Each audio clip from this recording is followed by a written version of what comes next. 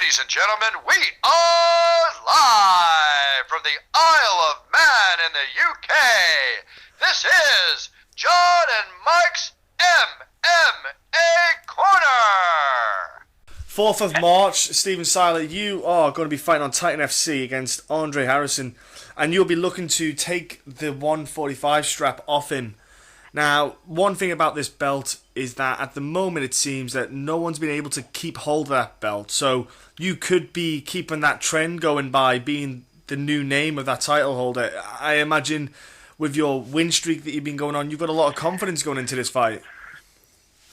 Yeah, I've never really not been confident going into a fight. I mean, I've always trusted my skills, and for the most part, they've always been good to me. There's been a few blips where things didn't go my way, but I plan on continuing this win streak and hopefully make it 6 in a row now.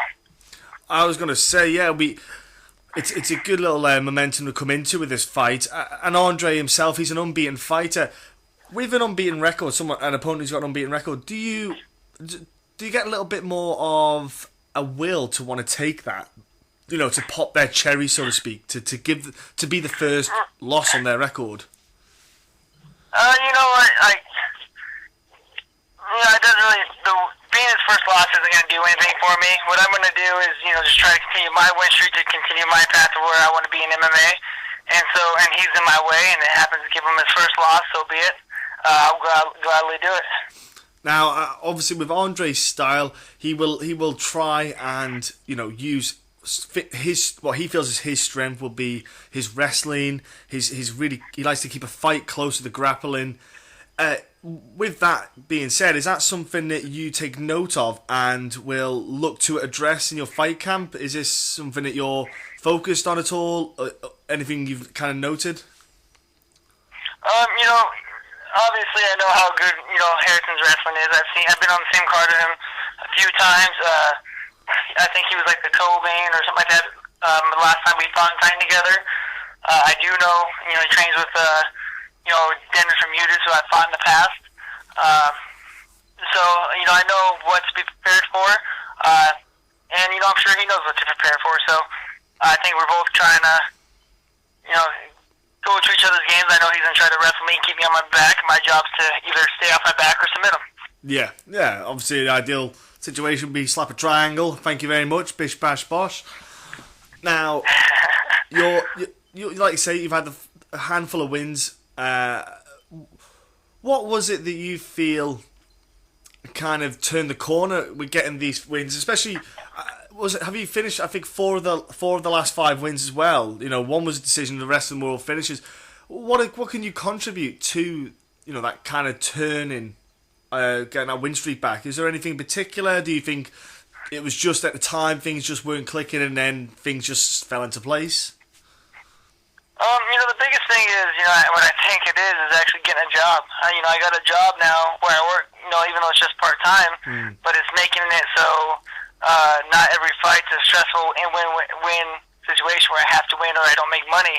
Where now I fight because it's fun again. Yeah. And, I have a job to pay the bills, and then fighting's just a bonus on top of that, where I felt my last loss with that Dez, I felt he tried to make the fight boring and just hold me.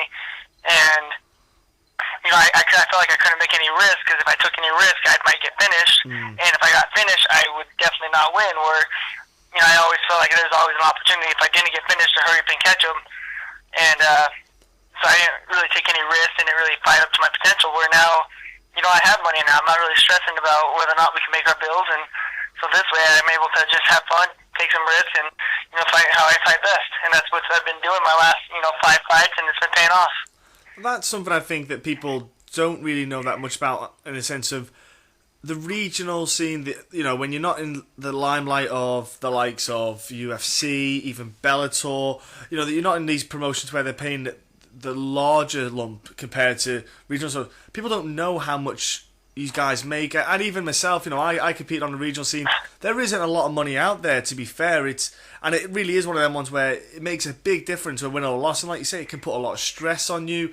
The fight itself, the fighter who you're competing against, there may be no stress. You're confident with your training, but there's that subconscious kind of build up of, I have to win. That's the problem. It's not winning because I want to win. It's I have to win because of financials, and that can be a really big burden on people when, the fight itself. People should fight themselves. Guys should be getting paid more. Like when you're doing even a 6-week or 8-week camp, you think you're putting weeks of effort in to get paid a small fraction of what effort you're putting in. Like if you look at the correlation between effort and reward, there isn't a lot there, and fighters should be getting paid a bit more, I believe. But we can't change that at the moment. There's nothing we can do. We don't have the power to, and I think that does make a difference, though. I mean, even when I hopefully, after this fight, I'm back in the UFC. But even when I do get back into the UFC, I definitely don't plan on never even quitting my job, just because, even back then I was stressing about money, and I was making, decent money in the UFC, where, my advice is everyone that I've trained with that's in the UFC, I'm like, dude, just keep your job, get a part-time job, make some money on the side, so, fighting can continue being fun, because once it becomes a business, it's not that fun anymore. Yeah, it is something that a lot of guys, I think we've had to have people make mistakes for us to educate the next generation, so to speak, where you've got to say to them, look, go to for young fighters, go to college, go get a degree, do whatever you're doing, get your qualifications, still compete, still do it as a hobby, and at least if you with a good example would be like the NFL. In the NFL, guys who compete in the NFL have actually studied at universities, they've got degrees. And so if their career ended, they could fall into something else, a career afterwards. And the same with fighters, focus on your education still, but also, because if you did accidentally slip and fall and break your leg or pop your hip and that's you done, you have something to fall back on. And that's, a lot of guys put everything in, they go all or nothing, and then they just don't have a plan B. And it's a very dangerous thing to fall into.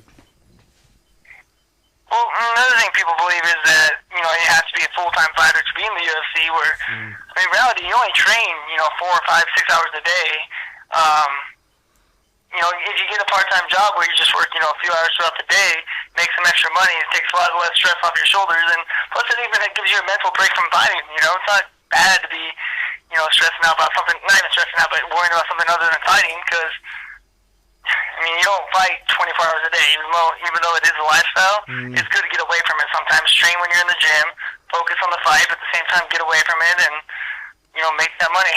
Yeah, it does, man. And obviously, you said that made a big difference. So when you were, did you find then, when you were training, did you find yourself more relaxed then? You obviously felt less pressure. Did you just feel you were a lot more fluid and free, and everything just felt a lot better, a lot easier, so to speak? Yeah, I do. I feel like I'm, laughing a lot more, and,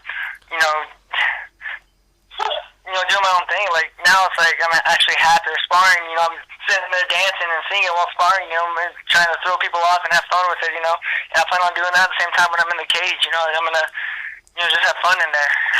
And do you know what? That's the thing, ladies and gentlemen. Stephen does bring a good game, and he's a fun fighter to watch. You are a fun fighter. You're not, like you say, you're not a guy who will try to make a boring fight. You're not someone who will just grab you, hold you against the cage for 3 rounds, and go, that'll do me. I've got to win. Happy days. See you later.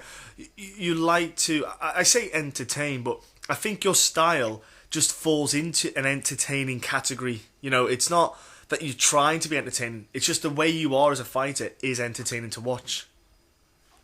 No, I appreciate it. I definitely want to be an entertainer, but more importantly, I just want to fight, and that's the reason why I got in the fight business, is to fight, not get dry humped.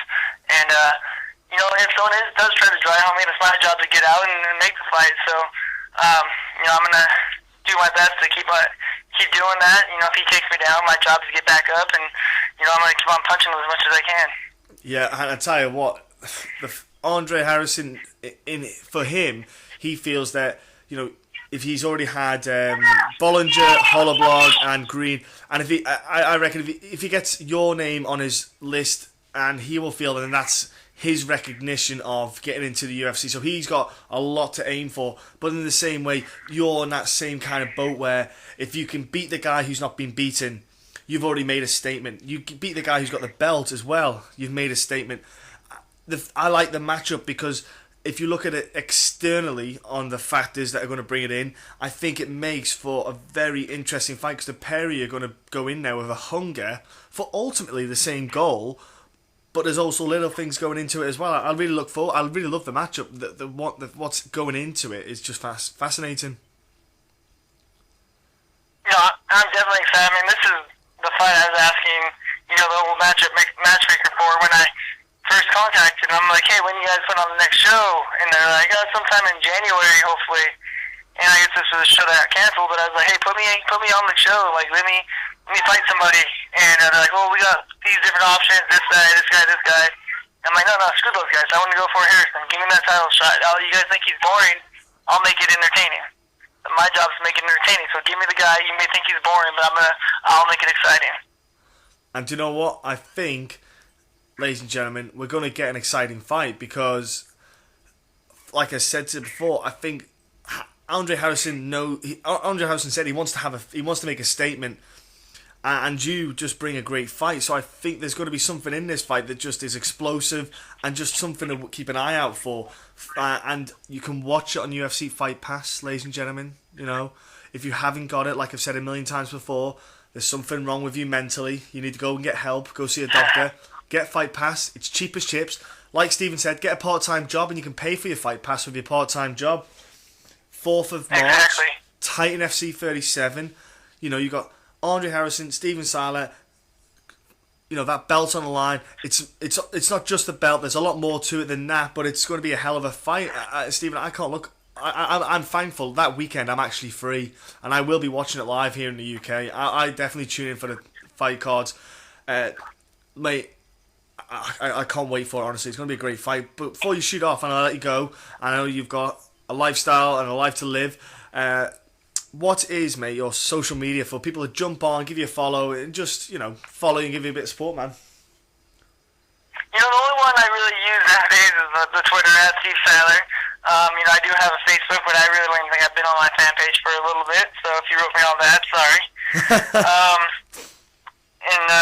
I don't really, I'm not a fan of Facebook. I'll try to be on occasion, but now I just mostly just use my internet for sports. So hit me up on Twitter though @Siler, and yeah.